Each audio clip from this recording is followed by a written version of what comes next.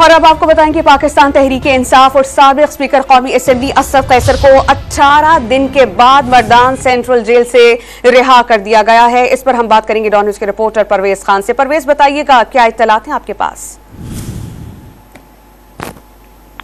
परवेज, सुन पा रहे हैं आप हमें?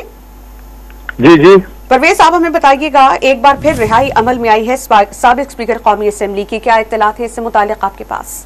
जी बिल्कुल, साबिक कौमी असेंबली के स्पीकर असद कैसर की आज रिहाई मिली है। 18 दिन बाद उनको मर्दान जेल से आज रिहा कर दिया गया।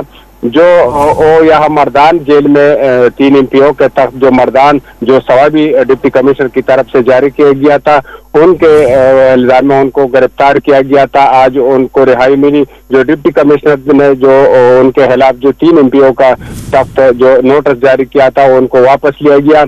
मैं आपको भी बताता चलूं कि असद कैसर 5 बार यहाँ पर गिरफ्तार हुए थे। जो मर्दान एंटी करप्शन थे, उन्होंने मुख्तलिफ जो उनकी तरक्याती काम थे, उनके इल्जाम में उनको गिरफ्तार किया गया था। उनकी रिहाई यहाँ पर जो डिस्ट्रिक्ट सेशन जज उनकी जानिब से रिहाई मिली, उनके बाद उनको फिर दोबारा गिरफ्तार कर दिया गया। चारसदा में भी उनके खिलाफ जो 9 मई को जो वाकयात थे, उनके खिलाफ उनके FIR दर्ज थी थाना पलांग में, उनके इल्जाम में भी उनको गिरफ्तार किया गया था। रिहाई भी मिली, उनके बाद उनको फिर गिरफ्तार कर लिया गया। 5 बार उनको गिरफ्तार कर लिया गया था और आज 18 दिन बाद उनको रिहाई मिली। जी बहुत शुक्रिया, आप हमें अपडेट कर रहे थे परवेज खान।